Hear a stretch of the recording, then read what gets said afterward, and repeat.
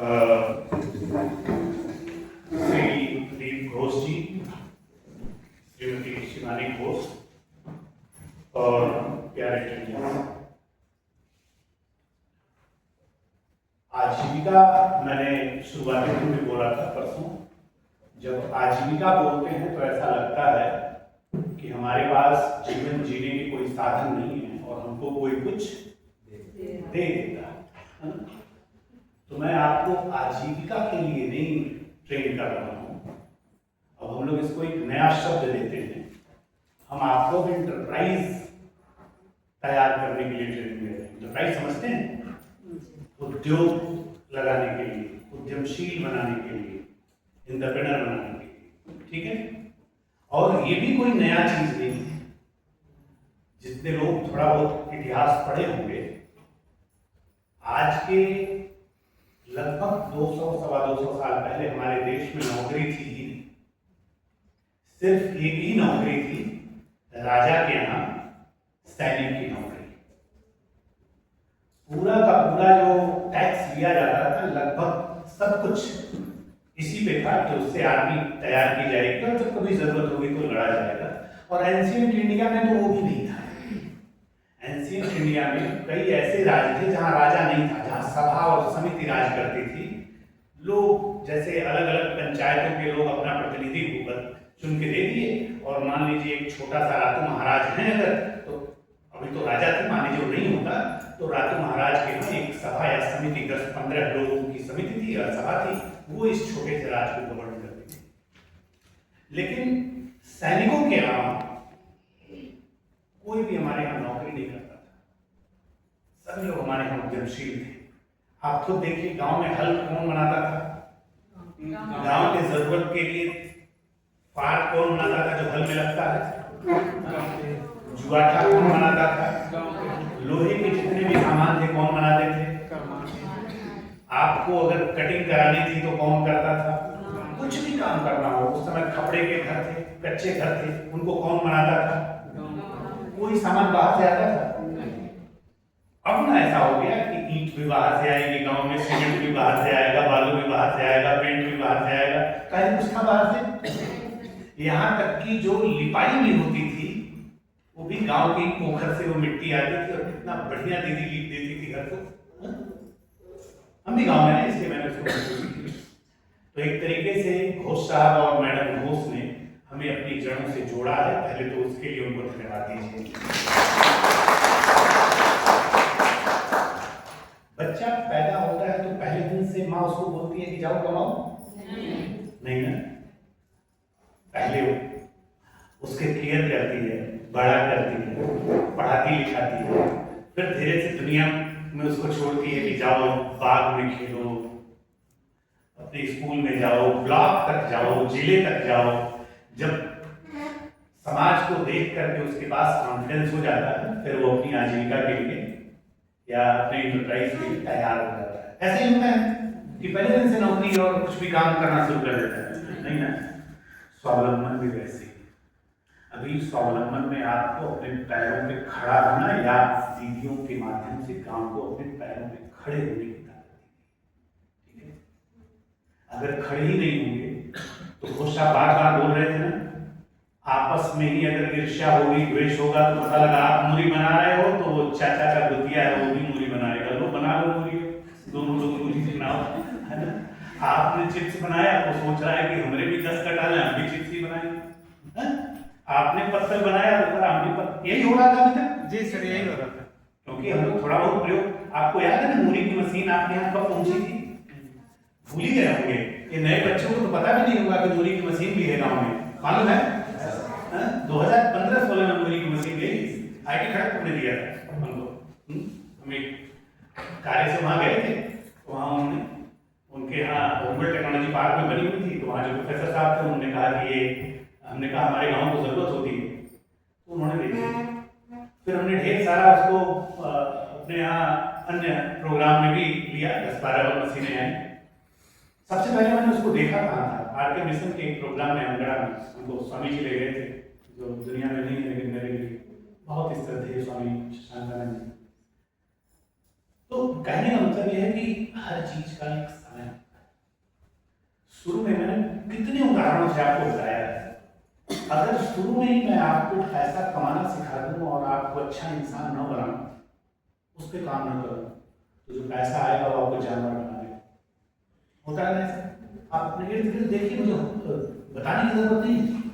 मैंने कितने उदाहरण आपको दिए कि पैसा आया तो उनके अंदर भी वही टेंडेंसी आ गई कि जैसे बड़े लोगों के अंदर होती है कि छोटों का शोषण करो, तो गांव में भी जिसके पास पैसा आ गया, गांव के बाकी लोगों के शोषण और उनको लड़ने के काम में लग गए।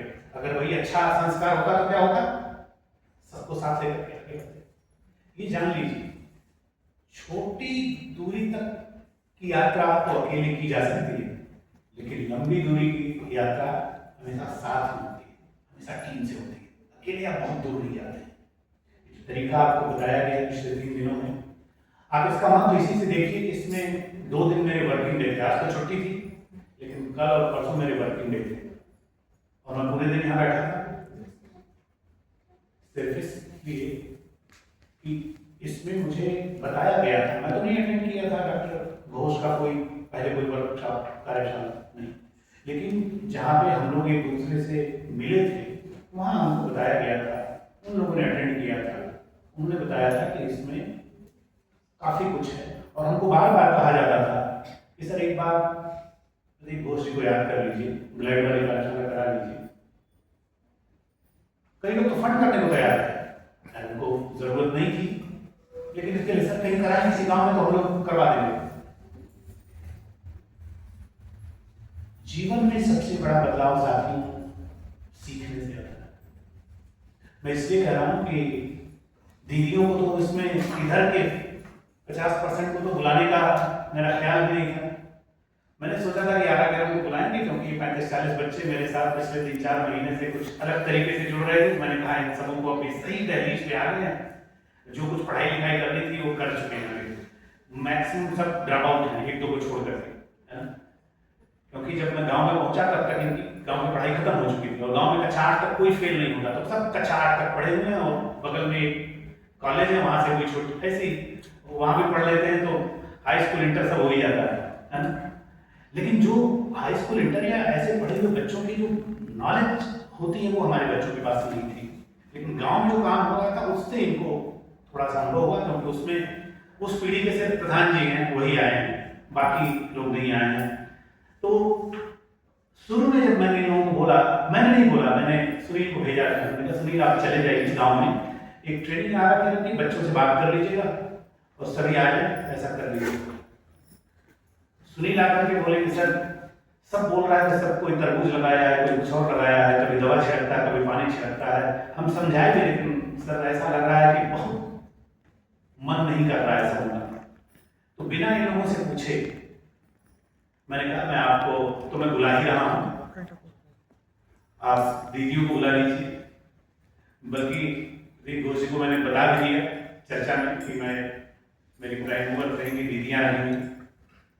बाद में इन लोगों ने अपने व्हाट्सएप वीडियो ऑडियो कॉल में मुझे भी जोड़ लिया और उसके बाद तैयारी हो गई सबके साथ। अभी आएंगे 11 की लिस्ट तो तुरंत बना के भेज दी। अब देख रहे हैं कि ज़्यादा ही लोग हैं, ये बहनें तो बोनस में आ गई, 3-4 की कभी मीटिंग भी नहीं आती थी या कम आती थी, लेकिन आई नहीं। मैं ये कह रहा हूँ कि आपको कोई 1000, 2000, 10,000 दे दे वो किसी काम का नहीं, लेकिन अगर आपको कोई नई बात सिखा दे तो अपने बच्चे को क्यों स्कूल भेजते हैं, क्यों कॉलेज भेजते हैं, क्यों विश्वविद्यालय भेजते हैं? सीखने के लिए ना। लाखों रुपए की फीस देकर के भेजते हैं और जिनके पास संसाधन है वो तो हार्वर्ड, प्रिंसटन, कोलंबिया और बर्कली में भेजते हैं। 50-50, 60-60 लाख रुपए का एक साल की फीस है उनकी। तो सबसे महत्वपूर्ण चीज है जानकारी, अवेयरनेस, नॉलेज। वो अगर कहीं मिल रहा हो तो उसमें पीछे नहीं रहना चाहिए। इसीलिए मैं कह रहा हूं कि हमारे जो ग्राम प्रधान महोदय आए हैं, इनके लिए मैं बहुत आभारी हूं, क्योंकि ये तो अपनी मतलब ये सोच रहे होते हैं कि ठीक है अब तो गांव का बच्चा चला ही गया है, हमारा तो कोटा पूरा ही हो गया, मैंने इनको नाम बनाने को दिया था, हो ही गया था, लेकिन देखा अगले दिन आ गए। ये होती है सीखने की ललक, जिसके अंदर भी होती है। आपके अंदर 10 कमियां होती हैं, लेकिन अगर आप आपके अंदर सीखने का जज्बा है तो मैं आपके साथ हो जाता हूँ। कई लोग सोचते हैं कि उनको पता ही नहीं चलता, वो अपना समय का दुरुपयोग करते हैं दोस्तों के बीच में, गप्पाजी में। बिहार में यानी बंगाल में क्या बोलते हैं उसको, बतौलीबाजी ऐसे कुछ बोलते हैं, अड्डाबाजी, सॉरी अड्डाबाजी। अड्डाबाजी करेंगे, बैठ करके चौराहे पे गप करेंगे, फालतू की बातें करेंगे, अवेयरनेस नहीं है। तो सब लिखा था उस दिन कोल्ड ड्रिंक पीता, मुझे आश्चर्य, मुझे मालूम नहीं था कि 11 दिन कोल्ड ड्रिंक पीता है। बोला हाँ सब जाते हैं, 2 पीते थे जब आप जुड़वा रहे थे तो। क्योंकि मैं सिखा रहा हूँ और मैं नहीं पीता, तो मुझे लगता है कम से कम मुझे देख के ही इतना सीख गया होगा। लेकिन मुझे आश्चर्य हुआ, उस दिन पता चला कि शायद मेरा इंटरेक्शन उस लेवल का नहीं जैसा होना चाहिए। तो धन्यवाद आप दोनों लोगों को कि आप यहाँ आए। हमें ये भी पता चला, यहाँ आने के बाद पता चला कि घोष साहब की बेटी है, पहले नहीं उन्होंने बताया था, शायद सुनील को बताया था कि कोई रिलेटिव, बस इतना बताया था, बेटी को रिलेटिव थोड़े बोलते हैं। तो मैं बुलाऊंगा उनको भी, जैसा मैंने आपसे कल कहा, बात करेंगे। वो भी इसी सेक्टर में काम करती है, जैसे ये दीदी बैठी है ना हमारी दीप्ति की तरह इनकी बिटिया भी BR दीप्ति तो जानती है, उसमें काम करती है। वो बेटी लड़की आई थी ना पहले दिन, मायनो की तरह बुलाएंगे, चर्चा करेंगे। मैडम अपने आप में एक अलग इंटरप्रेटर है। आज आपको लग रहा होगा इस 3 दिन में भी साहब आगे थे, मैडम पीछे थी। कई कामों में मैडम आगे रहती है, साहब पीछे रहते हैं, मुझे बताया। वो लोग कभी मौका मिलेगा तो वो सब चीज भी हम लोग समझेंगे, जानने की कोशिश करेंगे। और आप सभी लोग यहाँ आए, इतना तो मैंने देखा पीछे बैठ के कि आपने मन से इस ट्रेनिंग को किया है। सोचिएगा जाकर के, अकेले में बैठ करके अपनी किताबों में जो लिखे हैं उससे मन लगा करके, और अपने गांव में इसको शुरू करेंगे। मैं नहीं बताऊंगा क्या, कोई भी चीज शुरू करिए। जैसा इन्होंने बताया, अभी जो संसाधन उनके पास है उसी से, ऐसा नहीं कि पहले ही कुछ ले लिया, खरीद लिया बड़ा सा, उससे करना शुरू करिए। अगर कोई आदमी 10 रुपये भी कमा रहा है एक दिन का, तो उसे हौसला दीजिए, गुणवत्ता से कभी समझौता मत करिए। अगर आप करें कभी भी समझौता मत करिए, खराब चीज मत यूज करिए। कई चीजें नहीं बताई गई हैं, आगे हम लोग बताएंगे। जैसे सरसों का तेल ही अगर अचार के लिए खरीद करके ले आते हैं, उसे प्लास्टिक में मत ले आइए। हमने देखा है रास्ते चलते हुए, मैं तो अक्सर गाँव में घूमता हूँ, देखता हूँ, हाट लगी हुई है, गुलगुला बिक रहा है गरम गरम, माँ आई उसको काले वाले प्लास्टिक में गुलगुला दे दिया।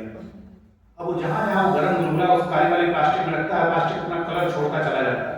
वो जहां जहां तक अपने बच्चे को खिलाएगी, ये जो छोटा सा बच्चा लेकर के आई है उसको खिलाएगी, क्योंकि हस्बैंड ने पैसा दिया, जाओ हाट करो, वहां से 4 गुलगुला में खरीद करके ले आइए, उसके लिए वही सबसे बड़ी स्वीट डिश है। लेकिन वास्तव में क्या खिला रही हो, सचमुच जहर, मतलब छोटा मोटा जहर नहीं, बहुत हाई क्वालिटी पॉइजन अपने बच्चे को दे रही है मिठाई।